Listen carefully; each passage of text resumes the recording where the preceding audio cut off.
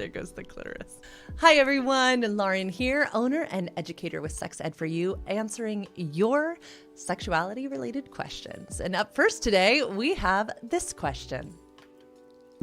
On today's video, I want to talk about the hymen. It is something we hear on college campuses. It is a thing I have heard in passing as like a good luck, break a leg type of note in the theater. I've even heard someone say, break a hymen tonight. It's a little derogatory in that for so long, people with uteruses and in female bodies and with vaginas and with vulvas were believed to be only worthy of becoming a certain form of prized possession if their hymen was intact. There's this dichotomy called Madonna-whore dichotomy. And so many women are either lumped into one or the other. And men, for so long, were told to value the Madonna and to desire the whore. And so when we talk about this concept of a hymen, what we need to remember is this concept of, oh, her hymen's broken, she's already sexually active, is often equated to she is worth less. So I want us to go back in time and figure out, was there even a hymen? Is there a hymen? Do they break? Do they heal again? What's going on? So Dr. Jen Gunter, in her amazing book, The Vagina Bible, which I highly recommend everyone have a copy of, talks about this concept, and I have read it by other authors and other researchers as well, that our theory is that the hymen is a part of a vulva owner's body because when a vulva owner is born, there is little to protect that vagina from outside specimens, from dirt. If you're changing a baby's diaper, you know that it gets all in there. So it is thought perhaps that the hymen was in our bodies evolutionarily to protect from infection inside of the vagina prior to puberty.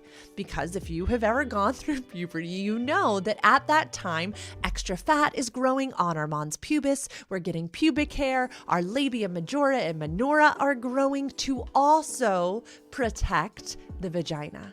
And so there's a lot of theory and a lot of research done that perhaps that hymen was originally there just to protect from extra bacteria. Now, how do hymens pop? They don't pop.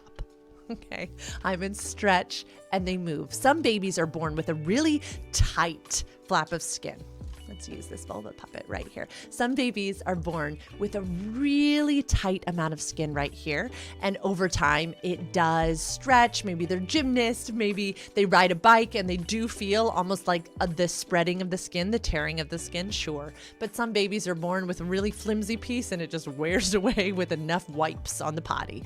It's different for every single body. Some people with first intercourse will experience a little bit of discomfort, and while rumor has, oh, that's because of your hymen, usually it doesn't have anything at all to do with that, and instead it has to do with lack of arousal and lack of time for that vagina owner to truly become lubricated.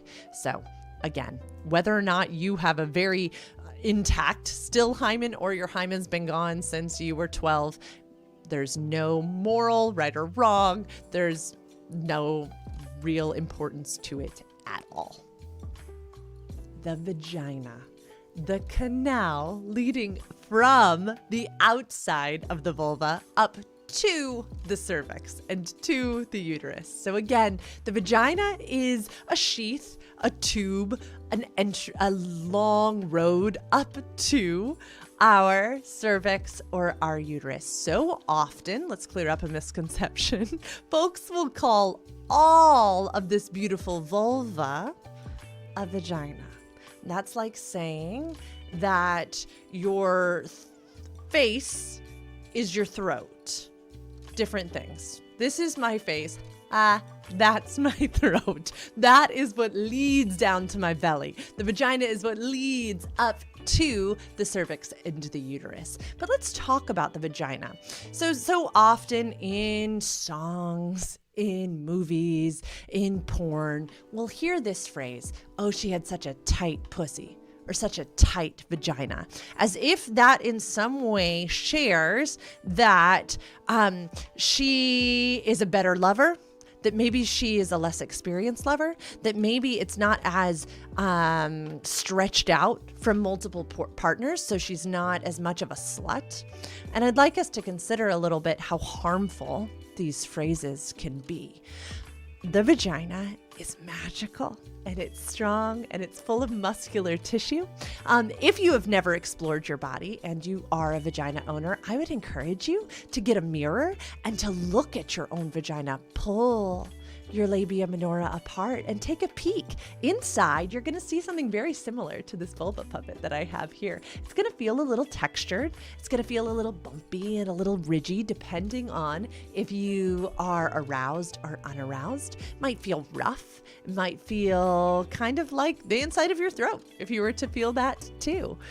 But the vagina, we're always talking about how much penises grow when they're erect and strong and when you got a boner. But we don't often talk about how much the vagina can expand. So obviously it can expand to allow a baby to come through. But when the vulva owner's body is aroused, not only does the vagina slowly lubricate, again, slowly, it also expands, it widens to accept any girth of its choice, and it tenses. So it opens and goes back and opens and goes back in the most magical of ways. I will often have clients express that they felt some discomfort when they were first having intercourse with a person with a penis, and they felt like the person's penis was running into their cervix, perhaps, right? And this is a very, very normal thing to feel if you did not allow your body to reach peak arousal. Here's another fun fact. It can take vulva owners 20 to 40 minutes to reach peak arousal. This is a thing we never talk about. So give your body time. The vagina can open and tent and extend and open and tent and extend and lubricate if it is given time. Now, some people will ask me, is it true that the vagina loses elasticity? Yes and no. Did you also know that it's true that a vagina can be too tight? Okay, so if we're going to talk about how a vagina can lose elasticity, I also want to talk about how there is a huge problem right now with people doing too many Kegels and their pelvic floors being too tightened. So I would encourage you to look up some neat pelvic floor different doctors and videos on YouTube. It's fascinating to see how the pelvic floor muscles support the vaginal muscles and how they can also be exercised and stretched, but also can lead to supporting a really, really good orgasm. In orgasm, that's exactly what it is a contraction of the pelvic floor muscles. And I was just reading that on average, it's about 13 to 15 spontaneous contractions inside of the vagina. So while that is not where the majority of vulva owners get their pleasure in sexual encounters, and we'll talk about that on a different video, the contractions or the spasm-like movements that you're going to feel are going to be vaginal centered. They are going to be pelvic floor muscles that are having those contractions. So the vagina is a magical, magical thing. And yeah, follow along to learn more. Vulva ownership and vulva care. So as I've said on other videos, this is all a vulva. This inside is the tube to our uterus and to our cervix, and that is called a vagina. The vulva includes the clitoris, our clitoral hood, our labia majora and our labia minora, and the entryway to our vagina, even our mons pubis up here, which is where pubic hair grows. A lot of folks will ask what the best way to care for their vulva is. And let me show you. Okay, so if this was your own personal vulva, the areas that are on the outside where pubic hair would tend to grow are fine to be washed with a little soap and water. Totally fine. A wash rag, that's wonderful. Try to keep it unscented and fragrance free and just free of all the other stuff that you can find in so many soaps. Everything else, my friends, everything else, just water and a washcloth.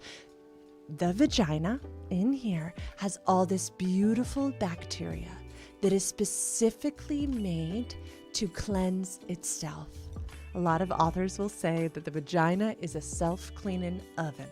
Okay? It is full of flora that keeps your body's pH levels at a perfect place. So anything other than the outside, which you're free to use a little soap on the outside, water and a washcloth, my friends, water and a washcloth. It is normal for the vulva to have an aroma. One of the biggest turn-offs for people in female bodies is this sensation of disgust, of ew. I would encourage you to get to know the scent of your healthy vulva. A vulva that is void of yeast infections and bacteria, but get to know the smell that your vulva has, because it's a beautiful, beautiful smell. All of our vulvas smell slightly different. I do encourage to go underwear free at night. Let your vulva breathe when you can, when it feels good. There is a certain amount of discharge that you're going to feel all throughout your cycle. These are beautiful and good. It is a natural part of being a vulva owner. And if it feels comfortable again, try to avoid synthetic panty liners. They can just allow that bacteria to sit there instead of being absorbed into a cotton type of underwear where it can dry naturally and be wicked away. Avoid keeping moisture too close to the vulva. It'll start to tell you. You'll start to feel the itchiness. You'll start to feel the discomfort. That's your body speaking to you, and just go ahead and listen up. But the vulva, again, self-cleaning for the most part. Please avoid douches and washes and fragrances that are being marketed to us to make money. Your body is beautiful just the way that it's made.